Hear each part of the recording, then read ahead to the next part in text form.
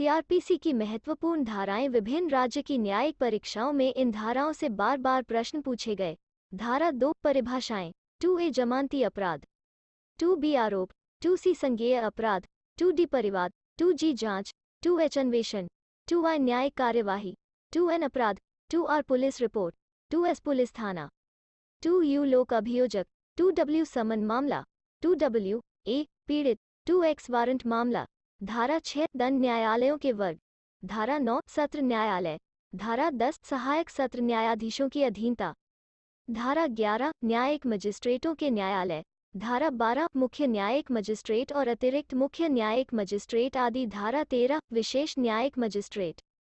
धारा 30 जुर्माना न देने पर कारावास की सजा। धारा 31 एक विचारण में अनेक अपराधों के दोष सिद्धि के मामलों में दंड। धारा 41 से धारा 54 व्यक्तियों की गिरफ्तारी। धारा 56 गिरफ्तार व्यक्ति को मजिस्ट्रेट या थाने के प्रभारी अधिकारी के समक्ष ले जाना। धारा 57 गिरफ्तार व्यक्ति को 24 घंटे से अधिक हिरासत में नहीं रखा जाएगा। धारा 59 गिरफ्तार किए गए व्यक्ति का उन्मोचन। धारा 61 से धारा 69 सम्मन। धारा 70 से धारा 81 तक गिरफ्तारी का वारंट। धारा 82 फरार व्यक्ति के लिए उद्घोषणा। धारा 83 फरार व्यक्ति की संपत्ति की कुर्की। धारा 84 कुर्की के दावे और आपत्तियां। धारा 85 कुर्क की गई संपत्ति की निर्मुक्ति, बिक्री और बहाली। धारा 86 कुर्क की गई संपत्ति की बहाली के लिए आवेदन खारिज करने के आदेश से अपील। धारा 87 सम्मन के एवज में या इसके अतिरिक्त वारंट जारी करना। धारा 88 हाजिरी के लिए बंधपत्र लेने की शक्ति। धारा 93 जब तलाशी वारंट जारी किया जा सकता है। धारा 97 गलत तरीके से बंद किए गए व्यक्तियों की तलाशी लेना। धारा 102 कुछ संपत्ति को जब्त करने के लिए पुलिस अधिकारी की शक्ति। धारा 106 दोष सिद्धि पर शांति बनाए रखने के लिए सुरक्षा। धारा 107 अन्य मामलों में शांति बनाए रखने के लिए सुरक्षा। धारा 108 देशद्रोह की बातें फैलाने वाले व्यक्तियों से अच्छे व्यवहार के लिए सुरक्षा। धारा 109 संदिग्ध व्यक्तियों से अच्छे व्यवहार के लिए सुरक्षा।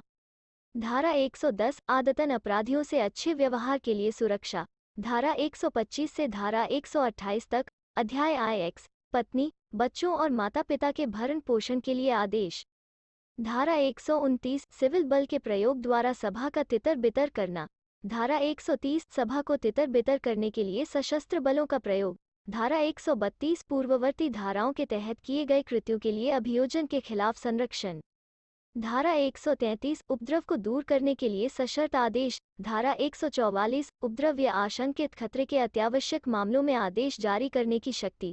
धारा 154 से धारा 176 अध्याय 12 पुलिस को सूचना और जांच करने की उनकी शक्तियां। धारा 177 से धारा 189 अध्याय 13 जांच और विचारण में आपराधिक न्यायालयों का क्षेत्राधिकार। धारा 190 मजिस्ट्रेट द्वारा अपराधों का संज्ञान। धारा 195 लोक सेवकों के वैध प्राधिकार के अवमानना, लोक न्याय के विरुद्ध अपराधों और साक्ष्य में दिए गए दस्तावेजों से संबंधित अपराधों के लिए अभियोजन। धारा 196 राज्य के विरुद्ध अपराधों के लिए और ऐसा अपराध करने के लिए आपराधिक साजिश के लिए अभियोजन। धारा 198 विवाह के विरुद्ध अपराधों के लिए अभियोजन। धारा 199 मानहानि के लिए अभियोजन। धारा 200 से धारा 203 अध्याय 15 मजिस्ट्रेट को परिवाद। धारा 204 आदेशिका का जारी किया जाना। धारा 211 से धारा 224 अध्याय 17 आरोप। धारा 225 से धारा 237 अध्याय 18 सत्र न्यायालय के समक्ष विचारण। धारा 238 से धारा 250 अध्याय 19 मजिस्ट्रेटों द्वारा वारंट मामलों का विचारण। धारा 251 से धारा 259 अध्याय XX मजिस्ट्रेटों द्वारा समन मामलों की विचारण। धारा 260 संक्षेप में विचारण करने की शक्ति। धारा 261 द्वितीय श्रेणी के मजिस्ट्रेट द्वारा संक्षिप्त विचारण। धारा 262 संक्षिप्त विचारण के लिए प्रक्रिया। धारा 265 ए से धारा 265 L अध्याय XXIA प्ली बार्गेनिंग। धारा 300 एक बार दोष सिद्ध या बरी किए गए व्यक्ति का उसी अपराध के लिए विचारण न किया जाना। धारा 304 कुछ मामलों में राज्य के खर्चे पर अभियुक्त को कानूनी सहायता। धारा 307 क्षमादान को निर्देशित करने की शक्ति। धारा 311 आवश्यक गवाह को समन करने या उपस्थित व्यक्ति की परीक्षा करने की शक्ति।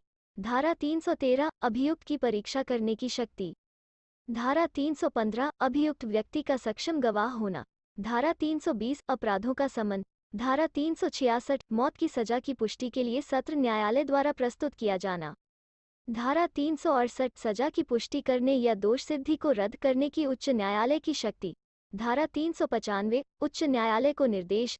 धारा 401 उच्च न्यायालय की पुनरीक्षण की शक्तियाँ। धारा 436 किन मामलों में जमानत ली जाए।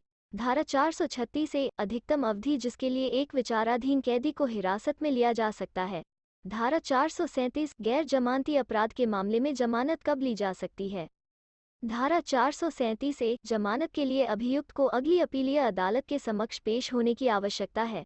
धारा 438 गिरफ्तारी की आशंका करने वाले व्यक्ति को जमानत देने का निर्देश। धारा 439 जमानत के संबंध में उच्च न्यायालय या सत्र न्यायालय की विशेष शक्तियाँ। धारा 460 वे अनियमितताएं जो कार्यवाही को दूषित नहीं करती हैं। धारा 461 अनियमितताएं जो कार्यवाही को दूषित करती हैं। धारा 468 परिसीमा की अवधि समाप्त होने के बाद संज्ञान लेने पर रोक। धारा 482 उच्च न्यायालय की अंतर्निहित शक्तियों की व्यावृत्तियाँ।